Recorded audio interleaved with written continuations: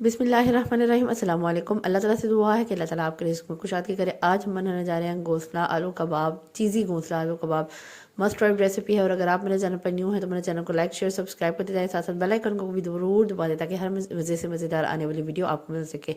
इसको बनाने के लिए मैंने 506 आलू ले लिए थे, उनको बॉयल कर लिया, उसमें चिकन ऐड किया। चिकन भी मैंने बॉयल कर दिया था नमक और काली मिर्च और सोया सॉस और सिरका डाल के, जिससे मैंने आपको बताया हुआ बॉयल करना है। उसके बाद मेरे पास ये चाट मसाला है 1 टीस्पून, 1 टेबलस्पून चिकन पाउडर है, पिंच ऑफ सॉल्ट है क्योंकि मैंने चिकन में भी नमक डाला हुआ है और उसमें आलू में भी बॉयल करते हुए नमक डाला था, इसलिए आपने देख लेना है ध्यान से, नमक डालना है, ज़्यादा ना हो जाए।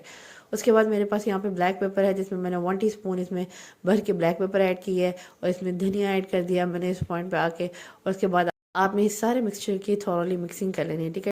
मिक्सिंग करनी है आपने ताकि एक ज़बरदस्त सा मिक्सचर आपका रेडी हो जाए। अच्छा, ये इतनी मज़े की रेसिपी है, मस्ट ट्राई रेसिपी है। और इसमें ये है कि थोड़ा डिफरेंट रेसिपी है। आपको ये रेसिपी जो है ना, इसमें क्रम्स लगाना क्या किस तरह लगाएंगे वो सारी मैं आपको आगे आगे बताती हूँ, ठीक है। इस तरीके से आपने क्या करना है, इसका मिक्सचर बना लिया है। मिक्सचर बनाने के बाद मैंने क्या किया, एक मैंने ब्रेड क्रम्स डालना भूल गई तो मैंने क्या किया, 2 टेबल स्पून आपने, ठीक है, 2 टेबल स्पून भर के आपने ना इसमें ब्रेड क्रम्स ऐड कर देने।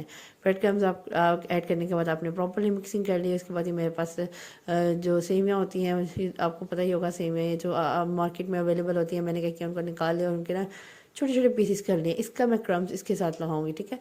नॉर्मली हम ब्रेड क्रम्ब लगाते हैं, जब ब्रेड का क्रम्स लगाते हैं, और इसमें मैं क्या कर रही हूँ, इसकी ऊपर वाली कवरिंग जो है ना वो मैं इसकी लगाऊंगी।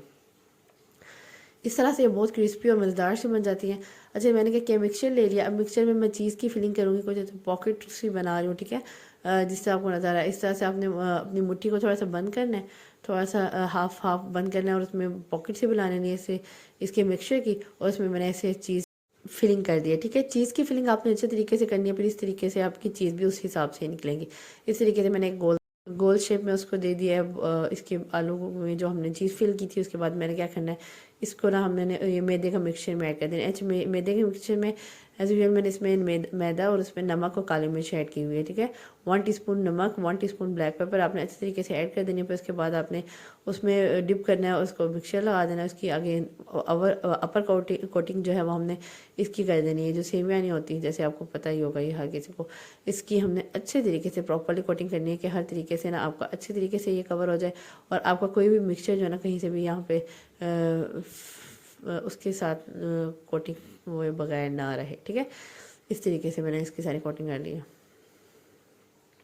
कुछ इस फॉर्म में इसकी कोटिंग हो जाएगी कि प्रॉपर तरीके से ना आपको हर तरह से ना ये लग जाएगा। अच्छा, इस तरह से मैंने बाकी सबकी भी कोटिंग कर ली थी। इसको थोड़ी देर फ्रीज़र में रखा है, तकरीबन 15 to 20 मिनट्स। उसके बाद मेरे पास ऑयल जो है वो फ्राइंग के लिए रेडी था, तो मैंने क्या किया, उसमें ना ऐड इन कर दिए ये सारे जो हमने बॉल बनाए थे। अच्छा, ये सारे चीज़ी बाउल हैं। इसी तरीके से मैंने आलू में चीज़ फिल करके और फिर ऊपर से मैदे की कोटिंग की और फिर उसके बाद ना ये जो सेवियाँ जो हमने की थी ना क्रश, उसकी कोटिंग कर ली है। अच्छे तरीके से आपने मेक श्योर करना है कि इस पॉइंट में थोड़ा आपका चूल्हा जो है ना वो थोड़ा हल्का हो जाए, ताकि आपका ना ये जो सेवियाँ है ना अच्छे तरीके से पक जाए। और ये जो आपके, ताकि आपने इस तरह से हिला लेना ताकि आपके ना थोड़ी कच्चा पानी इसमें ना रहे और प्रॉपर तरीके से नहीं घी में डिप हो जाए और आपको अच्छे से बन जाए। कुछ इस फॉर्म में मेरी बन के रेडी थी। थोड़ी सी आपको खोल के भी चेक करवाते हैं। इस तरीके से जब आप खोलेंगे तो ये बाहर से इतनी क्रिस्पी और अंदर से बिल्कुल ऐसे ना चीज़ी और मज़ेदार से बन जाएंगी। ये देखिए, आज की रेसिपी मेरी कंप्लीट है। अगर आज की रेसिपी आपको मेरी पसंद आई है तो do follow me and subscribe to my channel. Next इंशाल्लाह इसमें मज़ेदार वीडियो लेकर हाजिर होंगी। मेरे चैनल को लाइक शेयर और सब्सक्राइब ज़रूर कर दिया करें। नेक्स्ट वीडियो तक के लिए अल्लाह हाफ़िज़।